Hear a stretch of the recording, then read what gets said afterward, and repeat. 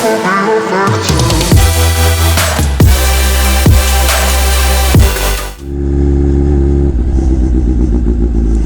think it's been like a month since I rode this bike. I need to ease into it, warm her up.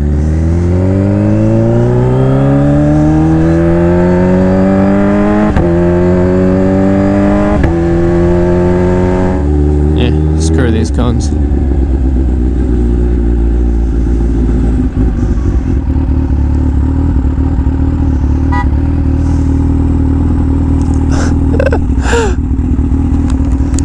I was like, who the fuck is that? Yeah, what's up, man?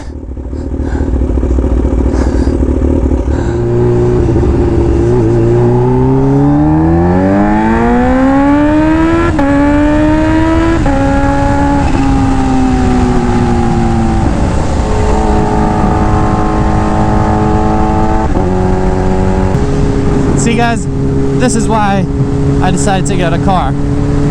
Weather hasn't been the greatest. Like, I ride mainly at night, which is even colder than this, because, you know, I go to car meets and all that stuff, and it's just, come on, this is not California weather. This is not clear skies. Look at this. You can barely see a tiny bit of the sky up there. It's all cloud. And hopefully it doesn't rain on me while riding the H2. That's not gonna be fun. Done it before, not a fan. All right. Well, before I get on the freeway, let me welcome you guys back to the channel. For the new subs, welcome. I make bike and recently started making car content too. For the subscribers, I appreciate you guys' support. Always let me know what you guys want to see in the videos I make. I literally look at every single comment and reply to every single comment. And if you guys want to see like a certain type of video, let me know. I am absolutely willing to make these videos because they're fun to make for me. And I don't know if you're curious about anything about the H2 R1M, the Hellcat that I recently got, just let me know. And yeah, what type of content you want to see, and I'll make sure to make it. But on today's topic, it's been a year. Well, almost. In like a month, it's gonna be a year of me owning the H2. And I wanted to make a video about full year review with the H2. It's very crazy. I still remember the day we went all the way to Arizona to pick up this bad boy, which, if you guys don't know, I absolutely love. This has been one of my dream bikes for as long as I've known about it. And it was very unreal when I finally got one last year. I was in disbelief. It honestly like motivated me to make more YouTube videos. I made like maybe 2 or 3, and I always wanted to make more. And I don't know, this bike was kind of like that little push where I was like, all right, this deserves some content, you know what I mean? I mean, come on, look at it. Look at that chrome black with all these carbon pieces that I added. It just looks absolutely beautiful. That noise, can't get over it. But yeah, so a year of ownership. What is it like to own a Kawasaki Ninja H2 for longer periods of time? Hopefully this thing doesn't break on me or nothing goes wrong. I don't really plan on selling this at all. Like, when this actually breaks down in the future, I plan to literally keep it as an art piece in like my future house's living room, or you know, somewhere. But I didn't buy it just to keep it as that, so I'm gonna ride it till the bike can't run no more, and then I'm gonna store it like that. That's my plan for this bike ever since I got it. Yeah, and for now I'm gonna make a review of how has it been. Reliability, fun, usability, which I think is like a main point of this video,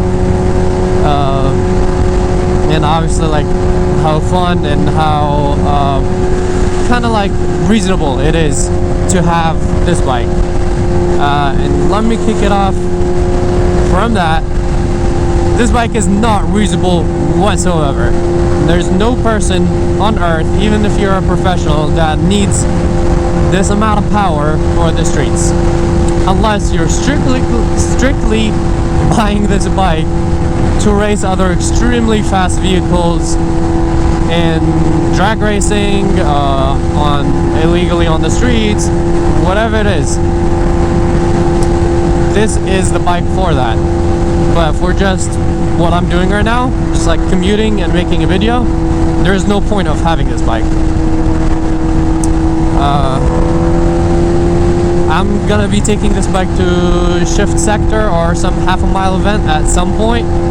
I'm planning, I do want to go. There's one in like a couple of months. Interesting, Ferrari. I'm trying to go to the Shift Sector event in April, which is in a couple of months from now. We'll see if that works. I'm not very sure. But back to the main topic. This bike, a year of ownership. Again, as I was saying, if you're just trying to get this to commute, it's stupid. And I don't mean that because it's like not usable. It is. Look, I'm cruising right now completely fine, one-handed.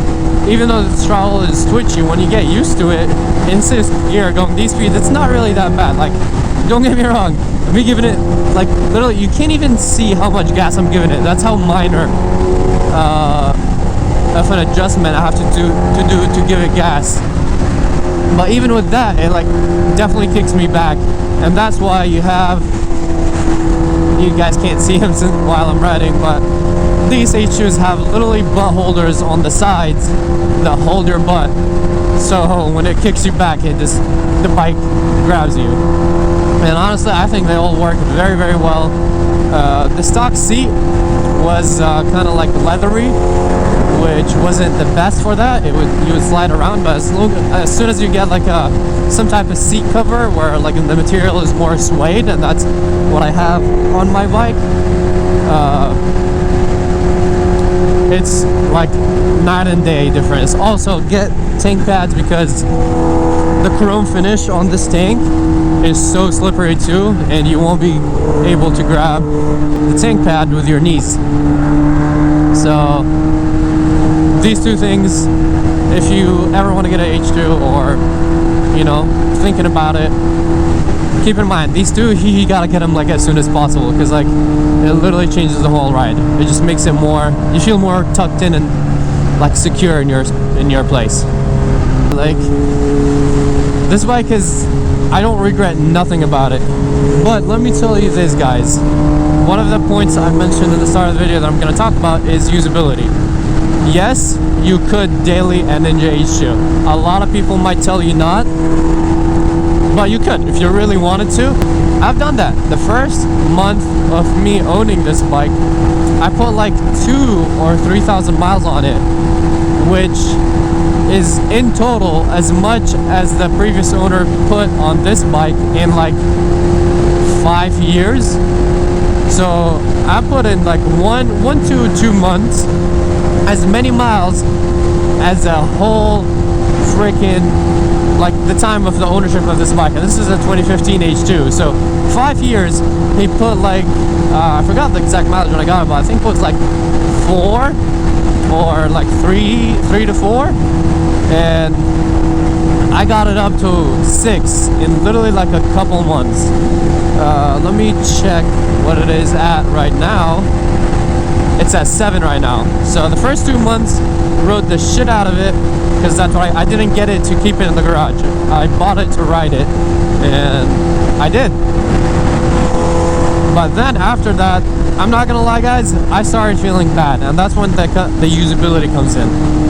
This is a rare bike that you can't just, you know, unless you're stupid rich and you just order one when the order period is open, because you can't walk into a dealership and get a new Kawasaki H2. They're made to order, so you actually have an order window where you order them through Kawasaki and they make them specifically for you.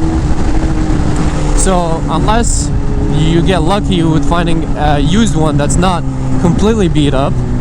That's why it took me a full year to find this one, of searching online. Find a clean H2, you know what I mean? Because if you want to get this bike and you plan to keep it and you're not just using it for a little bit and then selling it, you don't want like a banked up one, you know what I mean?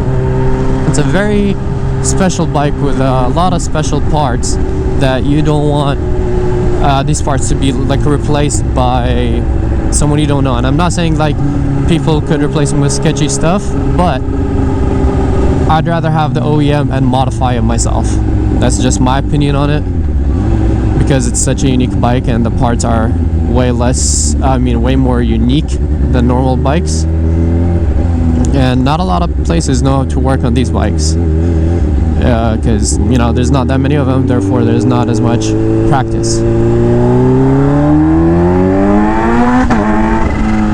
my god, this bike is an animal. Like, I don't even need to give it a quarter throttle for it to like unleash. It's insane. In my Hellcat, which is not a slow car, I have to mash the throttle for it to kind of like, you know, like really go if I'm trying to, you know, get like the full thing of it. With this bike, it's so different that literally if you do that, you're gonna kill yourself. If I just open up the throttle, I'm gonna die. Straightforward. All you ever need in this bike is like just a little bit of gas. What else? The second topic about owning this bike for a full year. Yeah, I put on so many miles right when I got it, and after that I just started feeling bad. I was like, look, replacement parts on this bike aren't cheap because there's not that many of them out there. My R1M, even though it's an M, it's super cheap on parts because R1s are very common, and I can always use R1 parts for them, because nothing besides like fairings, electronic suspension, like nothing is like as unique as and exclusive as this bike. So yeah, I just like didn't ride it as much. I was like, I can't keep doing that if I'm trying to enjoy this bike for a longer period of time, you know what I mean? So I definitely slowed down, and whoa. I definitely slowed down on the amount of time I use this bike, and somehow I stopped using it at all, because when I got my R1M, okay, riding in the R1M after this makes the R1M feel like a 600. You can throw it around, you can go hard, you know, it's not bad. Again, I was saying you can get used to this bike, but you have to, you just can't be reckless on this bike unless you're just like on the freeway and you know what you're doing and you know exactly what to do. But you can't just like split lanes like fast or do any of that like crazy stuff. You could, it's just more of a risk, because remember, this bike comes with like no electronics besides traction control. That's literally all you get, which I think is absolutely insane, but I love it because it makes the bike what it is. It's such a raw, powerful experience that's just, it's stupid. There's no better way to describe it. This bike is legit stupid to own, but if you're crazy like me, then this is the bike for you. This is it. So yeah, a year of ownership, nothing abnormal with repairs or anything, thankfully. Knock on gas. I don't know, I just came up with that. Yeah, nothing abnormal, just like tire changes. Yeah, that obviously, as you expect, just like other liter bikes, but multiplied by a little bit more on this one. This bike chews up tires like it's nothing. I mean, you can tell with all that like torque and all that.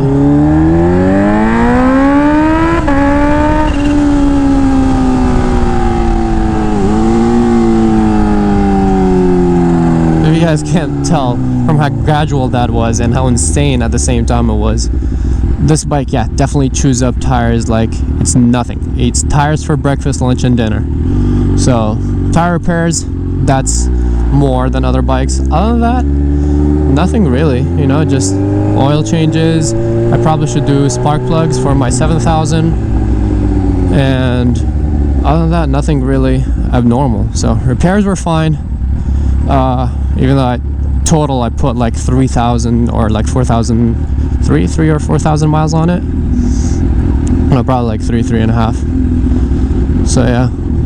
Ooh, Anthony's H2 is looking good. That's the H2 that was in a bad crash. Jeez, all the bikes are out here now. But yeah, so repairs were fine. It's too much to daily, just on a regular. And that's my buddy with the H2.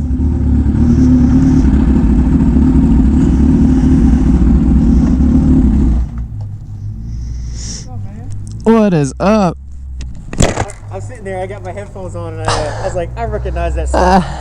There's only one other person in this area I know has got one. Yep. What's up, man? Dude, it's good to see you, dude. Good to see you too, man. Good, good. How are you? No, not too bad. It's been a while. Oh, yeah. I'm making a video actually about, like, it's been a year since I owned this bike, and I'm pretty sure some people might be curious, you know?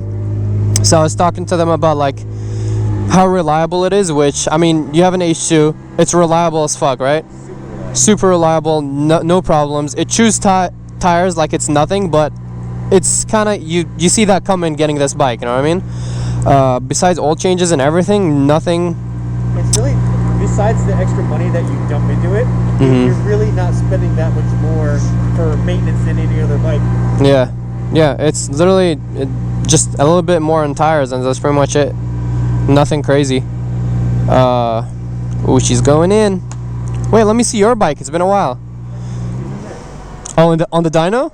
Ooh. Ooh. Fancy. That looks nice.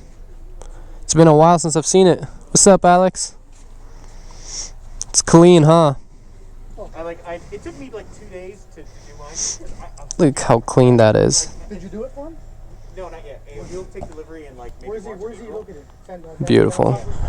That is honestly pretty much it. It's reliable. It's a lot of fun. It's not your best every single day bike, but if you really wanted to, you could do that.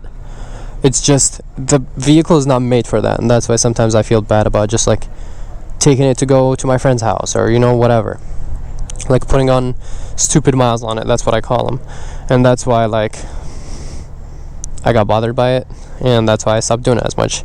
But if you wanted to, you can totally daily an H2 and destroy everyone on the streets, no problem. Let me end this video real quick. SoCal Superbikes. That's pretty much it, you guys.